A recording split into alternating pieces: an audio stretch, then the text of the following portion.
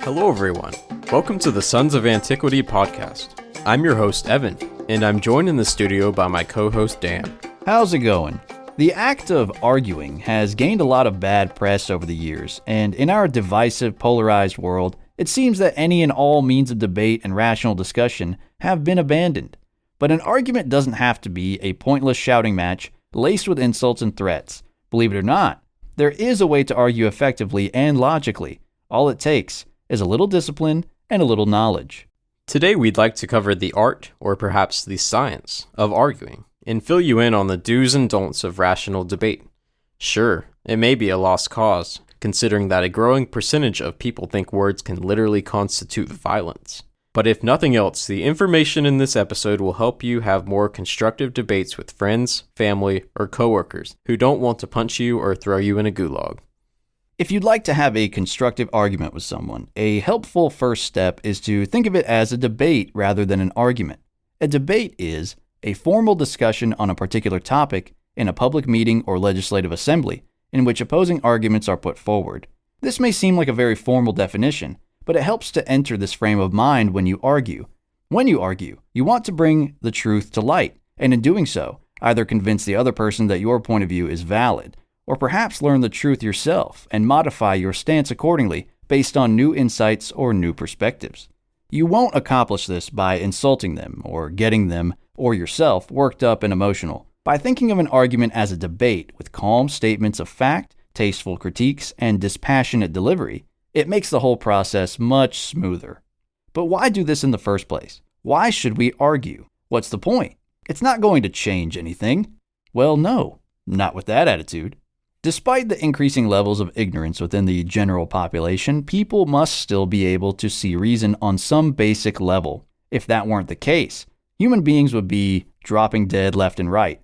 We all use logic and reason to navigate our complex human lives, and for the most part, people can be reliably logical about things they don't care about. It's when we wade into the murky waters of politics, or religion, or gold and white dresses, or was it blue and black? That's when we start to see logic give way to passion. Arguments are great for a few reasons. They can convince others of the truth. They can help you see the truth you were previously blind to. They can sharpen your mind and skills. They can introduce others to rational debate in a way they may have never experienced before. If nothing else, they can give you the right to complain afterwards when things don't go your way. Hey, I tried to tell him. He just wouldn't listen. And let's also consider the Western tradition. Some of history's greatest minds, thinkers, philosophers, writers, historians, generals, emperors. Many of them argued endlessly with their contemporaries over the topics that concerned the people of that time or place. In fact, one of the gems of the Western tradition is the Platonic dialogue, a genre of literature developed by Plato and Xenophon. Platonic dialogues were written by a single author, but they allowed the writer to form long arguments and counter-arguments by speaking through different characters with differing opinions on a given topic. As the characters argued, the truth would eventually be revealed, thereby proving whatever point the author was trying to make. Early dialogues often featured Socrates as a character, debating with some other person to discover more about their point of view. And can you really think of a better protagonist? I certainly can't. I mean, he's the most inquisitive man maybe ever. And though this tradition began 2,300 years ago, the Platonic dialogue format proved extremely useful over the centuries and continues to play a role in philosophical discussion today. Some famous dialogues from history include De Republica by Cicero, The Consolation of Philosophy by Boethius, featuring lady philosophy rather than Socrates as a character, Three Dialogues between Hylas and Philonous by George Berkeley, David Hume's Dialogues Concerning Natural Religion, and Life and How to Survive It by psychologist Robin Skinner and comedian John Cleese of Monty Python fame. Now ask yourself this, and please be honest. Do you think the average high school student could write a convincing scene in which two characters with differing views calmly discuss a topic and come to a rational conclusion about it? Could the average adult even do it? Odds are no, probably not. Why is that?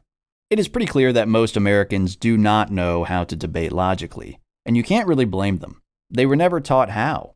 Unlike back in the day, logic and rhetoric are not taught in public schools nor in most private schools. Logic is the science that deals with the principles and criteria of validity of inference and demonstration, the science of the formal principles of reasoning. Rhetoric is the study of writing or speaking as a means of communication or persuasion. Neither are taught in our modern education system. So what went wrong? Education from the ancient Romans to the Enlightenment was pretty much unchanged. We call it now classical education. It focused on the trivium, which is grammar, logic, and rhetoric, in that order. Grammar teaches raw facts. Logic teaches understanding of facts and how to form basic arguments. And rhetoric teaches effective presentation of arguments. Each respectively corresponds to elementary, middle, and high school. This makes sense. Young children love to tell you all the facts they learned. Middle schoolers love to argue, and high schoolers seek wisdom and the big picture. Hence why so many kids these days become social justice warriors or libertarians in high school, like some of us. We should cover classical education in a future episode, don't you think? I think we certainly should, and I think a great place to start would be with your great books reading list, which you have said is basically a substitute for a classical education, right? It's a substitute for the high school level. Oh, okay. It's not usually started until high school age. But it's certainly more than what high schoolers today are getting. Yeah. Realistically, you should be taught logic and grammar beforehand. You kind of get it through public school. You learn a lot of grammar, as in just raw facts in elementary school, but you don't learn the logic. So it's important. Of course. And what would you say would be in some of the books that you have come across in this list that might be a good introduction to people who didn't have that classical education or who want to get into logic and rhetoric and things like that? To be honest, the list almost assumes that you have that basic level. Really? Yes. I would say there's one counterexample. I haven't read it yet, but I have it in my collection. It is Rhetoric by Aristotle. He's one of the founders of the field, of the legitimate rhetoric, not just sophistry. Yeah, so how to persuade and how to argue effectively and make a good case. Yes, is what he was and not talking just about. convince people. There's a difference between trying to convince somebody and trying to be right and get people to agree with you. So yeah, I recommend books outside of the great books to read first before you delve into the great books or any old book, because any old book assumes that you already have that basis of grammar and logic. It's kind of like I heard in the old Disney movies, the really old like cartoons they would play classical music in the background, like classical tunes. And it was assumed that everybody above elementary school like knew the composer and the name of the piece. Really? Yeah, so they could say, "Oh yeah, that was Bach, that was Beethoven. Oh, that's Handel, Rachmaninoff's whoever. Piano Concerto No. 2." Like that was considered basic knowledge back then, like a century ago. I can't even imagine a modern elementary schooler, middle schooler, even a high schooler who didn't have any music education, even some that do, that were in band or whatever. I can't imagine them just being able to go back and watch a cartoon and be like, "Oh yeah, I know what that is." I never learned that, and I took 7 years of band. Wow. Yeah, the standard back then for what was considered common knowledge and what you were supposed to learn in school, way higher than it is. I mean, it's just miles and miles above what we have today, which is sad. But that doesn't mean that we should accept a defeatist attitude, because the sources are out there. A library card, basically free. Yeah, and there's lots of modern books that were written by people with classical education in mind, trying to teach about grammar, logic, rhetoric. There's lots of classical education resources out there. A lot of them are geared toward homeschooling, but still, you can find them. They're not inaccessible. And maybe one day we will compile a short video listing some of them. So look out for that. I think that'd be a helpful resource. And also maybe a video on homeschooling. Returning to our own times, people are ignorant of basic facts. Just watch one of Jay Leno's geography quizzes with strangers, or anything with the on-the-street interview type of format. They can't form a basic argument without resorting to name-calling and emotionalism, and they lack wisdom. This matters. Without logical debate, the only way to solve disagreements is through force. That's what we're seeing today with the woke politics and the new right. As we mentioned earlier, words are considered literal violence to many on the left today. Debate may make you uncomfortable, but it is better to get in a debate with a rival than a knife fight. Just saying. Also, we can never know the truth without logic as our guide. Now, do you think that the right is still capable of debate, even if it's only among other members on the right or with libertarians? And is the left capable of debate among their members? To answer the latter question, I think increasingly no, in that even there's a lot of infighting within the left. Like you got the AOC people against like the more establishment, and they don't often resort to logic and argumentation. It's just screaming matches and accusations and doxing and Swatting. swatting. You do see a lot of that, and you don't really see them challenging each other even to debates. Like, hey, come on my podcast, let's debate. I mean, every now and then you do, and in the normie sphere, you sometimes see that, or hey, let's discuss this or whatever. And on the right, you definitely see, hey, come on my show, come on my podcast, and let's talk. Let's meet somewhere, or I'll go on your show. Let's do this. That is almost just a feature of the right, I think, even among people who are on different sides of issues. And then there is a lot of disagreement on issues on the right and among libertarians. So yeah, I would say that the left is not capable of that. As far as libertarians go, I still think they have a lot of argumentation within, and I think they actually use they resort to arguments instead of just other tactics. Yeah, they're probably the best group about it, to be honest. You think libertarians are the best about just debating? Yeah, I think so. I mean, that's all they do. They don't actually do anything. So, got them. Yeah, you're right. You're totally right. And so if you're gonna have basically no skill, if you're gonna have one skill, it might as well be debating, right? And writing books about child slaves and stuff. Yeah. But I'm a little bit worried about the future of the right in this way, because the new right is kind of a more might makes right. Increasingly. Yeah, to where, there's no more room for debate. It's time for action, which is fine in a way. We don't want to just debate forever and let everyone else act. But also we shouldn't just say, oh, you disagree, like time to punch you in the face or time to shut you down. There needs to be a balance. There does. But that balance can only last so long before people really start pushing and shoving us into action. And I think that's kind of where we're at. There's a lot of people, and there's even a big split on the right as to when we draw the line of, okay, are we done debating? Are we done talking? Them's fighting words. Let's do it, boogaloo, etc. So that is a big topic of debate on the right, in as much as people can debate it without getting arrested. But yeah, it's getting tougher and tougher.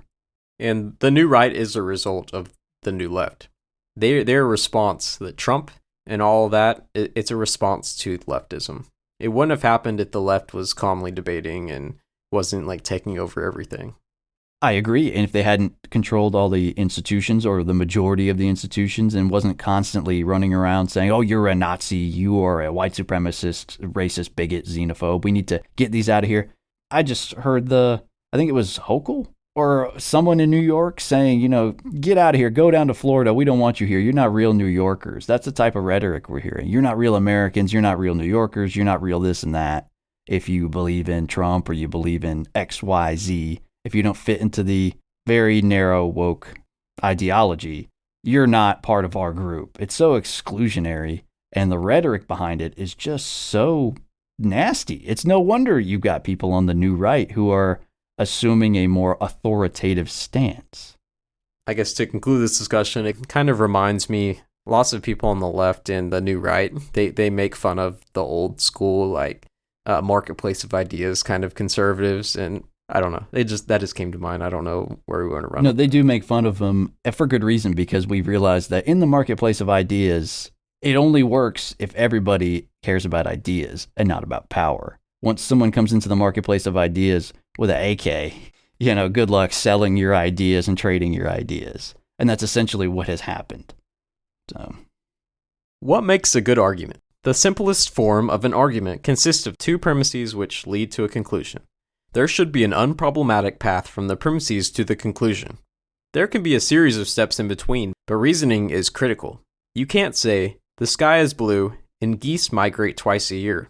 Therefore, the boiling point of water is 100 degrees Celsius.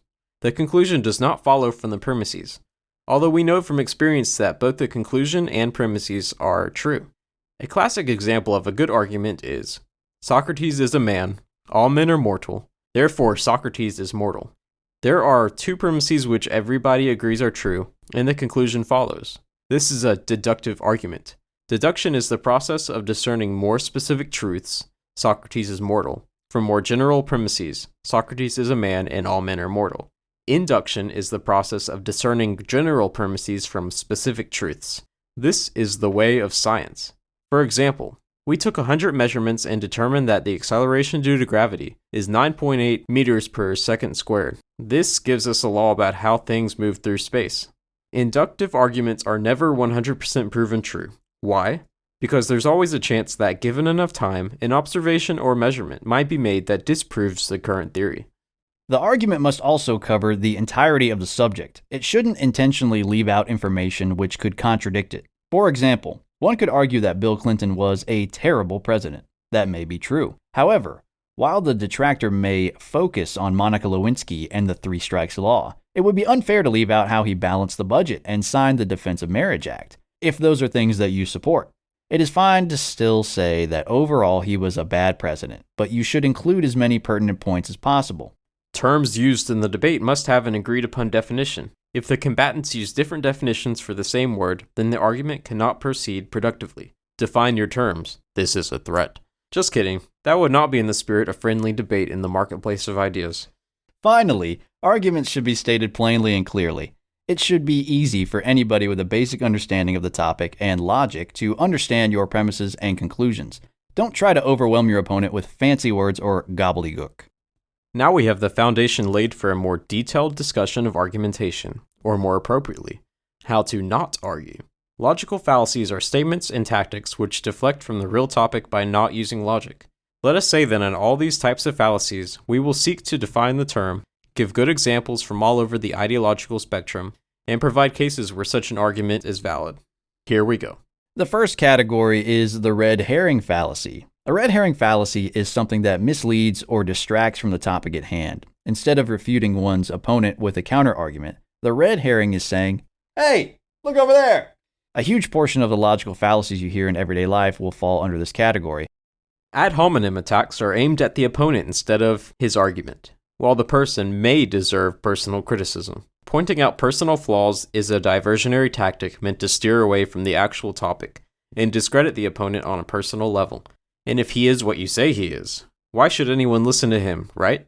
The problem with ad hominems, besides their commonality with children and teenagers, is that the victim almost always has to defend himself from the charge, wasting valuable time which he could be using to defend his argument. Some examples include, "You're sexist, racist, homophobic, transphobic, blah blah blah, and you're just an incel." It also could be the claim that the other person's motives are evil, or that the target's association with allegedly shady people makes him shady himself. Ad hominem objections can be valid in rare cases. If a person is actually untrustworthy and a known liar, that would be a good reason to question their authenticity. Next is an appeal to authority. It's a form of argument where the opinion of an authority on a topic is used as evidence to support an argument. Something like, person A claims that X is true. Person A is an expert in the field concerning X. Therefore, X should be believed. In science, appeals to authority are systematically rejected. Every experiment and claim must be repeatable and proven. The scientific community has been humiliated in the past for this. Yet, ironically, people love to argue that 99% of scientists agree that global warming is real and a threat to humanity, or Greta Thunberg said so, neither of which have anything to do with the actual facts and statistics about environmental changes, climate, etc. Let's say your teacher claims that the national debt is $20 million and your classmate argues that it must be true because the teacher is an authority to you and an authority in the subject. That would be a fallacy. You could also make the claim that some famous person, Aristotle for example, makes a claim, so we should take it at face value. Though you would be pretty safe trusting one of the greatest minds of the Western tradition, it still would be the wrong path to take. In fact, Aristotle disagreed with his teacher Plato on many subjects. An appeal to experts is a form of the appeal to authority fallacy, but I figured I should bring it up since it has been in vogue in the past few years. Frankly, I think that this should be a hot takes episode by itself, so we won't go into it too deeply. Oftentimes, an article will say, blank is actually blank according to science. Since the quote-unquote journalist knows next to nothing about the topic at hand, he or she is just trusting that someone else's shitty take on some poorly run study or research paper is accurate. It is unwarranted trust without analyzing the original source. We could also mention a certain doctor who has wielded immense power recently. An appeal to experts is often correct. Who knows about a topic more than those who focus an inordinate amount of time and attention on it? Physicists tend to know a lot about physics. Surgeons tend to know about surgeries, and so on. The problem comes when the expert's opinion is taken at face value without a corresponding analysis of the claim. Also, the words expert and science, registered trademark, are thrown around carelessly these days. Emotional reasoning is the act of manipulating others' emotions in order to win an argument. It encompasses many fallacies and can appeal to consequences, fear, flattery, pity, ridicule, spite, wishful thinking, and many more. Often ignored, however, are positive emotions that can be evoked, such as compassion, honor, and hope. Example: I feel attacked by what you just said. Don't you care about my feelings? Or, think of the children. Or, if Trump is reelected, we will be invaded by Russia. Let's face it, it is very difficult to change people's minds with facts alone. Appealing to emotions is way more effective than facts and logic statistically. That's why propaganda focuses on arousing positive emotions towards the propagandists and negative emotions towards the enemies. Aristotle was the first to write about it in his work Rhetoric. He knew that emotions often drive people away from reasonable opinions. But with his work on rhetoric, he taught the reader to convince people of the truth using all means of persuasion. Ad populum is an argument which is based on claiming a truth or affirming something is good because the majority thinks so. It goes by many names, such as an appeal to popularity, bandwagon, and mob appeal. Interestingly, there is a reverse ad populum where you say that because something is popular, it's bad. You might call this the hipster fallacy. As an example, 62% of Americans support a ban on assault weapons. That means we must pass gun control now. Or, you like Ed Sheeran? Ugh, you're such a mindless drone. The best musicians have less than 100 people at their concerts. The basis of democracy is the execution of the majority's will. So if a substantial majority of citizens support something, an advocate of democracy would bow to their will. Next, the genetic fallacy is a fallacy of irrelevance, in which arguments or information are dismissed or validated based solely on their source of origin rather than content. It is the reversal of the appeal to authority. Example: Obama said it, so it must be wrong. Or, why did you get married when marriage stems from the practice of selling women? Got 'em. Claims made under the guise of a genetic fallacy may be true. For example, what Obama said may have been wrong indeed. However, the claim must be assessed on its own merits, not on who said it. To defeat this fallacy, simply ask, if someone else said X instead of Obama, would it still be true? A straw man is when an opponent's argument is replaced with a weaker version of itself, which is then easily refuted. Here's a good example. Can you believe that the pro-birthers want to put women in chains so they can't leave the kitchen? Or, relaxing laws on beer makes a society of crackheads who can't hold a job. True. By definition, the straw man fallacy is never true. It is always a misrepresentation of the opponent's arguments. Instead, try to steel man your opponent and give the best possible line of reasoning in support of their position. Tu quoque is a technique that tries to discredit the opponent's argument by accusing the opponent of hypocrisy. I love to point out when others use the tu quoque fallacy. It's probably my favorite one. In fact, my wife uses it too, and she predicts when I'm about to say that she used it. She'll just jump in immediately. You're going to say I used the tu quoque, didn't you? Yeah. Yeah. She mocks me like that. That's okay. Maybe you deserve it. Yeah. Here's a funny example, which I heard, and I believe to be true. A new dean was elected at Harvard back in the day, and he forbade Jews from being admitted. When confronted by professors over this, he claimed, the Jews cheat on their exams. They replied, every Harvard student cheats. And the dean retorted, don't change the subject. Another common example which I have used goes something like this. You complain about the priest sex abuse scandal, but what about teachers? While it is true that teachers commit sexual abuse at a higher rate than priests, it still doesn't detract from the horror of the priest sex abuse scandal. Plus, priests should be held to a higher standard than groomers. Very true. And in the interest of transparency, I would like to point out that in one of our Hot Takes episode, that was the anti-grooming bill, we did make this fallacy. I mean, we did commit this act. We brought up the sex abuse, and then I think Evan was saying, look, do people want to talk about the sex abuse scandal in the church, but there's all these groomers in the education system, and it's true. It is true. It's true. But it is technically a fallacy. Both things are bad. We should be against both of them. Yeah, and Another name for tu quoque is whataboutism. Someone makes a claim, you say, what about this? That's the definition. You hear of tu that quoque. all the time. It's always in politics these days. That's a very common one. Yeah. Is what about these guys? It totally just it deflects from what was just asked, and it brings the viewer or the listener's attention to something else, which may be totally irrelevant. In addition, teenagers love to use this argument against adults. When an adult tells them not to do drugs, they can say, "I can't believe this. You smoked dope all the time when you were in college." While an argument is more compelling when it comes from a non-hypocritical source, it doesn't mean that the item in question is right. It's bad to do drugs, kids, even if your boomer parents did them back in the day. Tu quoque arguments work in practice sometimes. For example, if a wife yelled at her husband for cheating and threatened to leave him and take all his money, he could rightly point out how she is an adulteress herself. It doesn't make it right, but something seems off about someone like Tiger Woods chiding a man for adultery. In addition, Jesus instructed his followers to remove the log in their own eyes before removing a speck from their brother's eye.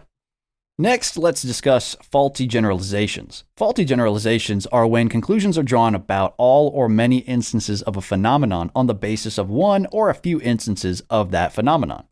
No true Scotsman is a fallacy in which one attempts to protect their universal generalization from a falsifying counterexample by excluding the counterexample improperly. Basically, person A makes a universal claim, person B gives a counterexample, and person A excludes that counterexample as not being a true example of the universal category. And people also say stuff like, the exception proves the rule. If there's an exception, it's not a very good rule. No, yeah, I or wouldn't at say least so. it should be a general rule, not just a solid rule. Yeah, but they'll like hold both of those at the same time. Oh, it's a solid rule, except for this exception. Which that proves the rule. Mm-hmm. Okay. Okay, boomer. Example. All true Southerners love fried chicken. But my Uncle Ben in Mississippi hates fried chicken. Well, your Uncle Ben is not a true Southerner. Or, as another example, no true communist state is oppressive. Almost all cases of the no true Scotsman argument are fallacious. However, I could imagine some all-or-nothing claims that are correct by their very definition. For example, no true bachelor is married, or no real triangle has four sides. Both of these are true because the definitions of bachelor and triangle exclude the condition that follows.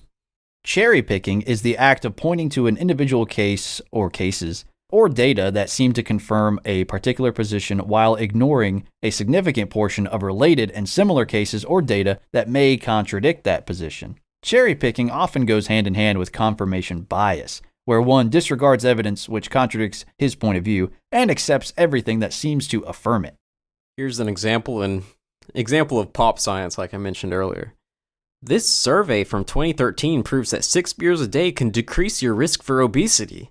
Studies and surveys are almost entirely useless, but sometimes they're less useless if you do a meta-analysis of all the data and don't just rely on a single survey. Also, something that Daniel likes to say. What is it? There's a lot of things I like to say.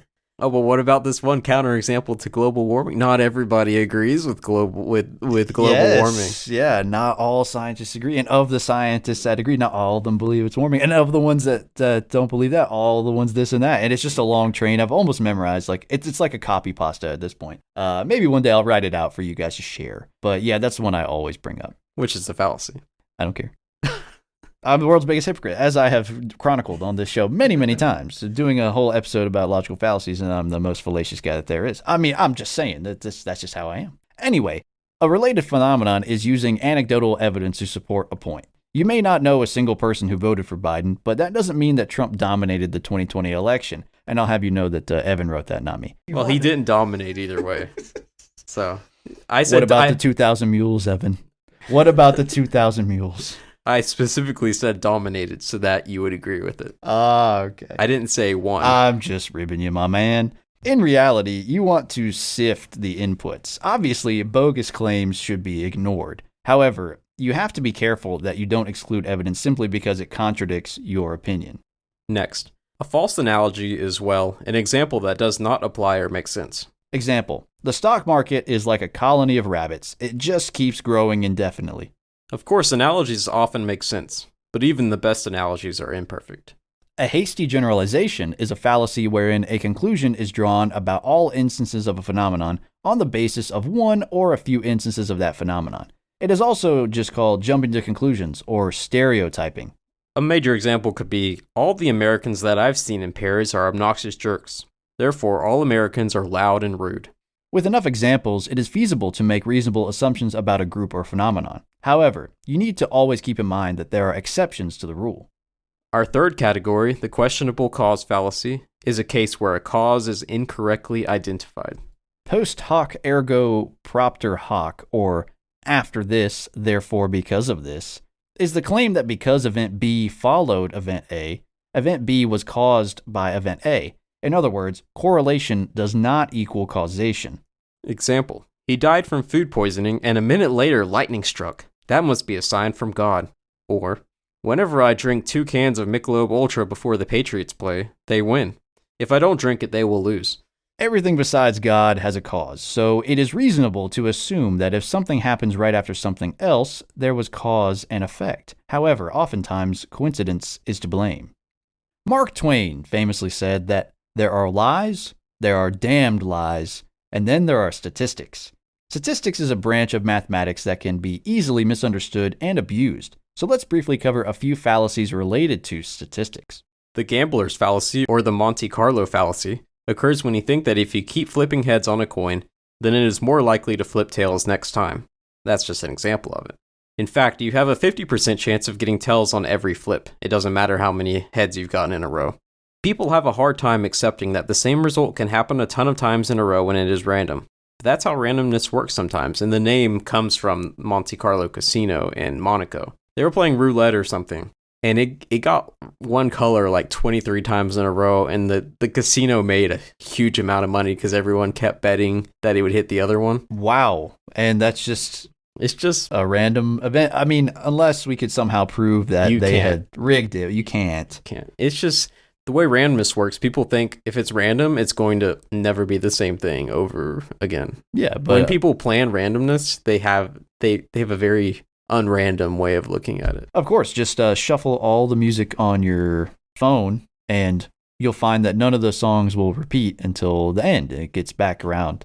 But real randomness, so even in like the numbers of digits of pi, there are repeating numbers in there. They don't repeat very often, but they do. You'll have like a few 6s in a row or a few 5s in a row. And it's not completely random, like every single number is going to be different. Yeah, but also going back to your shuffling analogy, people won't think that they'll hear Journey 5 times in a row, but it happens. Yeah, if it's truly random, you would occasionally hear Journey 5 times in a row, which sounds like hell. Survivorship bias is the error of concentrating on the people or things that make it past some selection process and overlooking those that did not, typically because of their lack of visibility. Prime example, I went to public school and I turned out fine. Or, look at all the professional athletes who made it to the big leagues. That will be me too. Though surviving is usually a matter of coincidence, it can be a result of individual initiative and hard work. However, as a statistical question, we must consider other factors or just plain luck.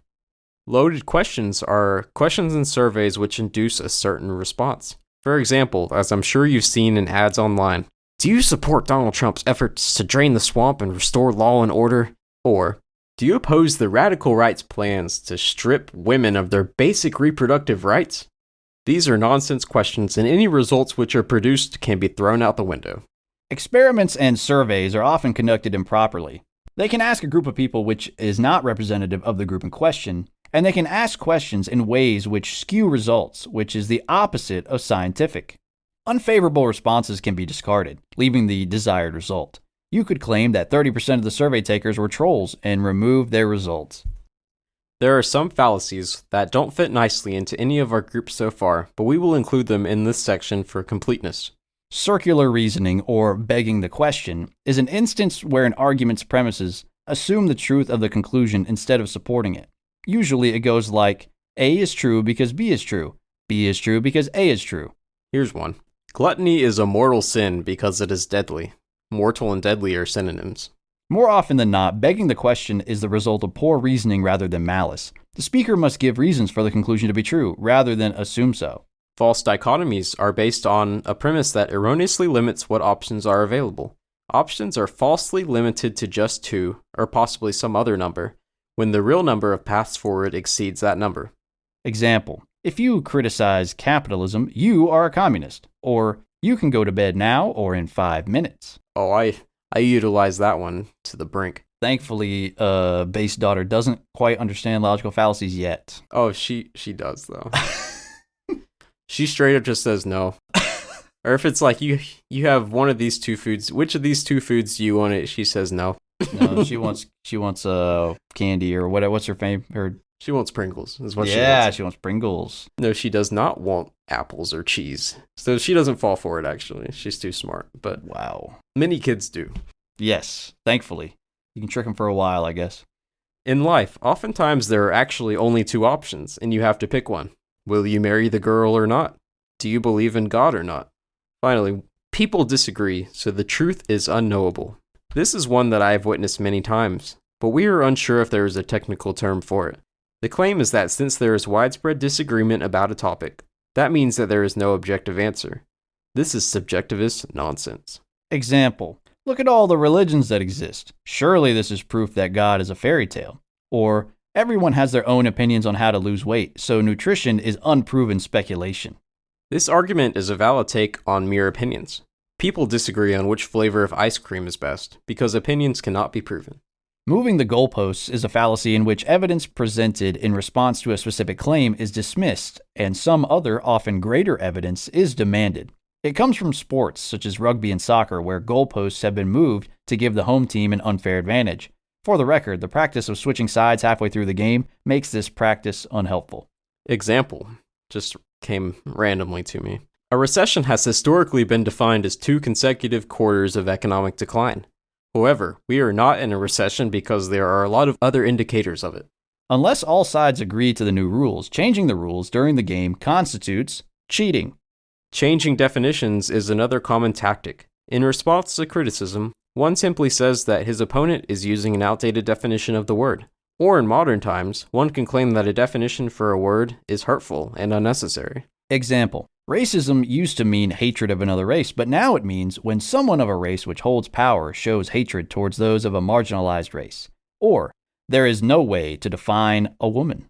Again, all sides must agree to change the definition before it is changed. It is simple. Otherwise, you're just playing word games and deflecting real argumentation. Define your words, kids. The slippery slope is an argument in which a party asserts that a relatively small first step leads to a chain of related events culminating in some significant and negative effect. It can be split up into the causal slippery slope and the judgmental slippery slope. The causal asserts that the first step will lead to a series of other events until it reaches the significant and negative end. The judgmental claims that making the selected judgment will lead one to logically accept further judgments. Example: if we ban assault weapons, the government will take all our guns away and we'll live in Nazi Germany. Or, accepting free speech will lead you to become a right-wing extremist. There are many cases where the slippery slope argument is fair. You must prove that the steps following the first event are inevitable or truly logical. This requires evidence, and the burden of proof is yours. Special pleading, or the double standard, is the attempt to make an exception to a general principle without good reason. Example: blackjack is not gambling. It's not the slot machine. Or, no uterus, no opinion. The latter is special pleading because it argues that women should be exempt from criticism by men. If you provide a good reason to exempt your case, you can get away with this. This hardly ever occurs in reality, though. Threats of violence or blackmail are increasingly common against dehumanized groups. Resorting to force is a common feature of those who have never heard of logic. Here's the famous example: punch a Nazi. Or, if you detonate someone on Facebook, you will be doxxed. Or, if you weren't a socialist soy boy, you wouldn't have gotten beat up. For prudential reasons, you may not want to incite an angry mob against you. It's not a logical argument, but nobody wants to get shot either. This concludes our summary of logical fallacies. It's not the most comprehensive list ever created, but it's pretty darn close. Now that you're more familiar with them, it's pretty likely you'll start to see them everywhere you look, because let's face it, they really are everywhere. Think of yourself as Roddy Piper, and you just put on those special sunglasses that let you see right through the lies and subliminal propaganda.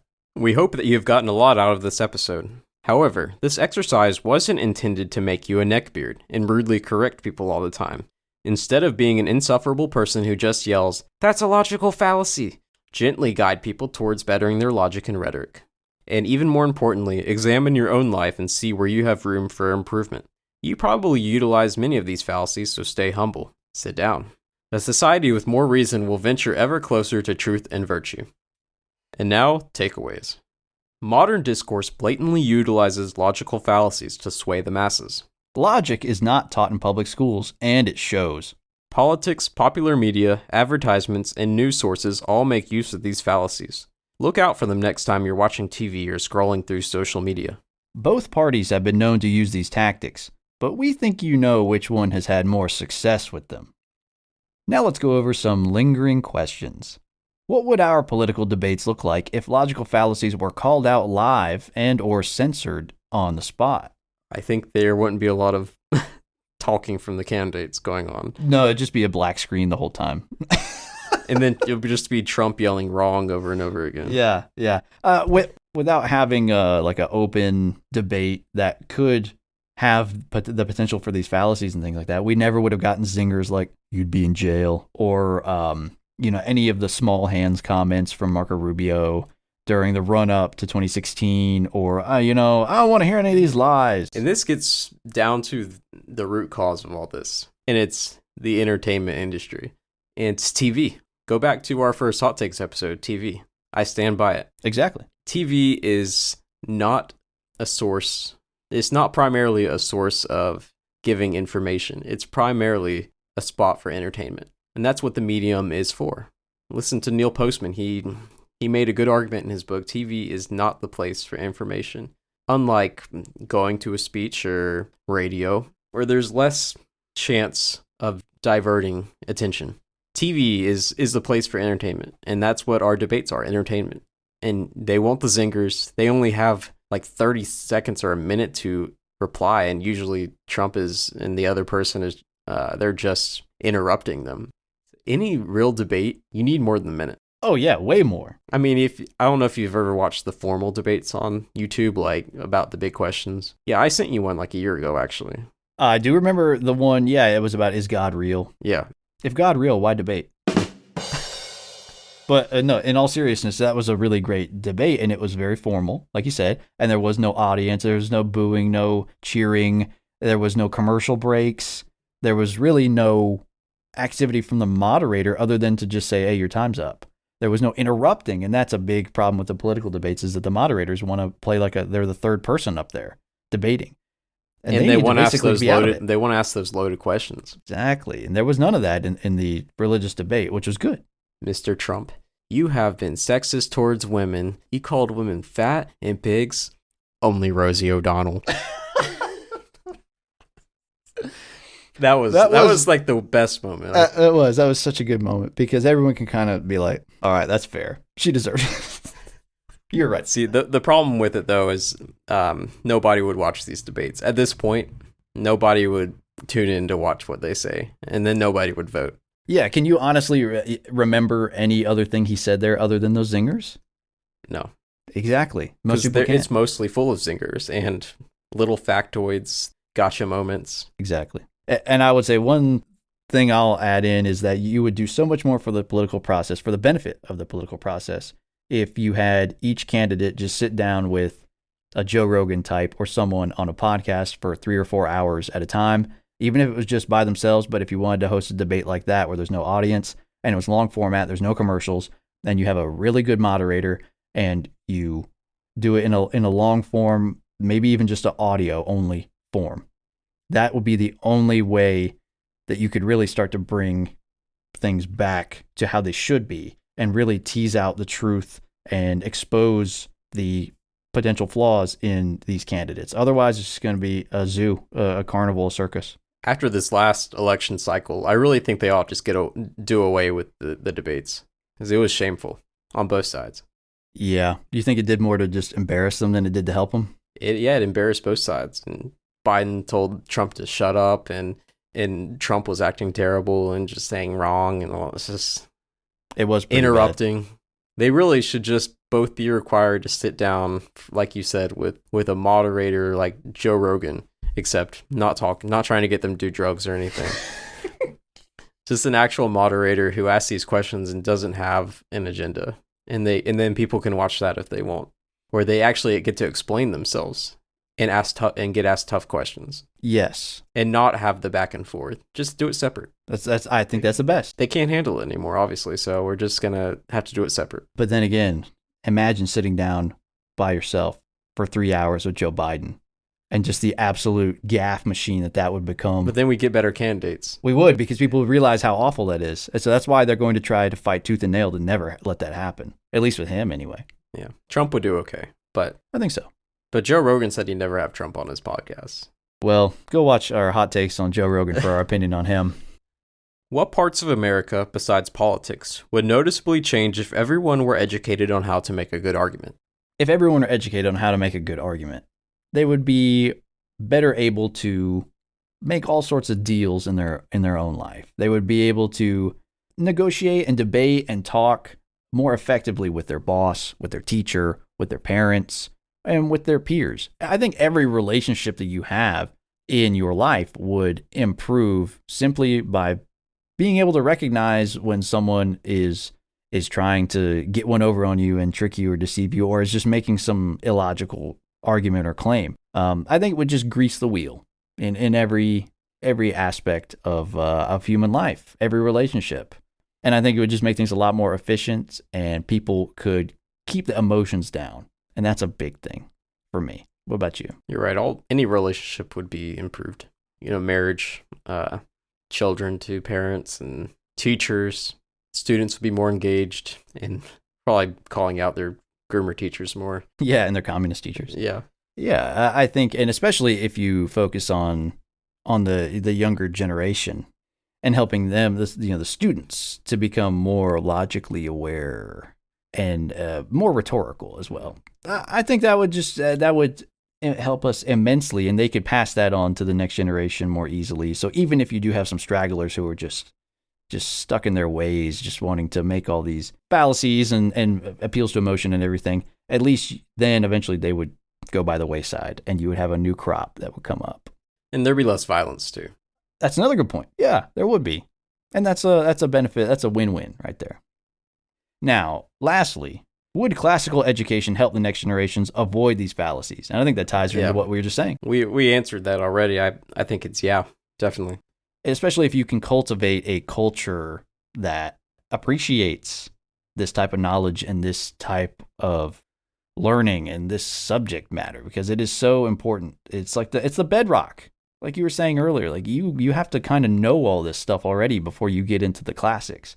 So it is the gateway to higher knowledge.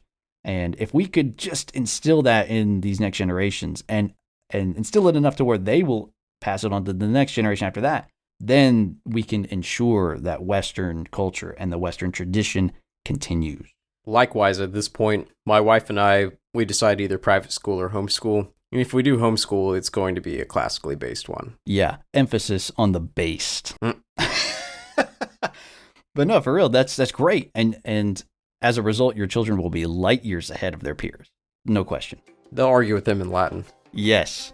Now that's some big brain stuff right there. They will. You're right. That's all for today's show. Make sure to like, subscribe, and leave your comments.